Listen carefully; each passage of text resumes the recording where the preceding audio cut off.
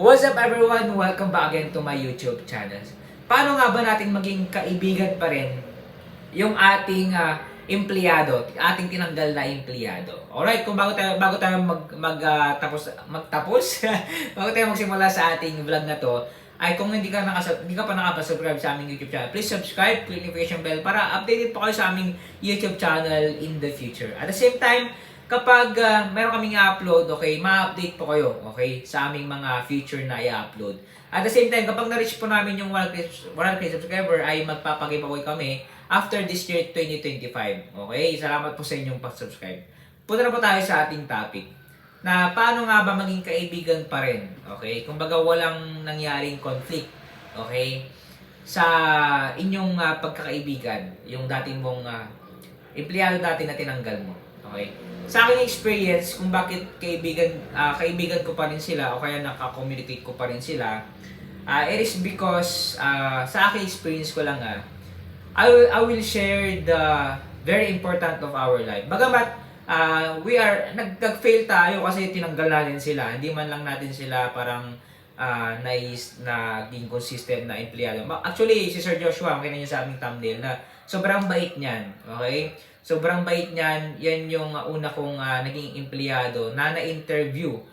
Yun yung experience ko rin kung paano ako nag-interview. Okay? Napaka-humble yan ni Sir Joshua. Kahit na nakapagtapos siya, napaka-humble nila.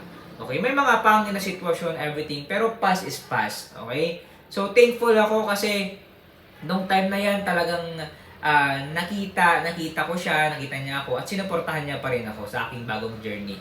Okay? Dati is talagang kaya naging kaibigan ko pa rin siya. Okay? Siniran ko siya ng Word of God. Yung pinaka-important, the salvation. At alam ko na save siya kung talagang, I mean, hindi naman sa totally parang talagang save talaga siya. Okay? Ang sa akin lang is yung nasiran ko siya ng gospel, yung nai-realize ko sa kanya yung Word of God na kailangan natin yung Word of God sa buhay natin. Okay? Kung hindi mo pa tinanggap ang Diyos sa buhay mo, tanggapin mo na siya. Okay, bilang tagapagligtas, magsisita sa ating mga kasalanan. Sir Joshua kasi is talagang nasiran ko siya. Tapos tong dati is talagang andun yung pasasalamat niya. Okay? Dahil nasiran ko yung Word of God. At glory to God. Hindi dahil sa akin, instrument lang po ako. Pati rin sa akin pag-share ng mga idea dito sa vlog. Hindi dahil sa akin, because of the Lord. Because of the wisdom ng Panginoon. Binabalik ko yung glory sa Panginoon. Kaya salamat ako dahil andyan pa rin, okay? Kumbaga, na-appreciate niya pa rin, okay, yung aking pag-share ng Word of God. Kaya kaibigan ko pa rin siya. Alright, so bago tayo matapos sa ating vlog, may tayong binibentang libro. Kung gusto pong bumili to support our vlog, click nyo lang po aming Facebook page, official link din sa description at mag-message lang po kayo. I-deliver po namin yan agad. Salamat po and dito muna tayo. God bless.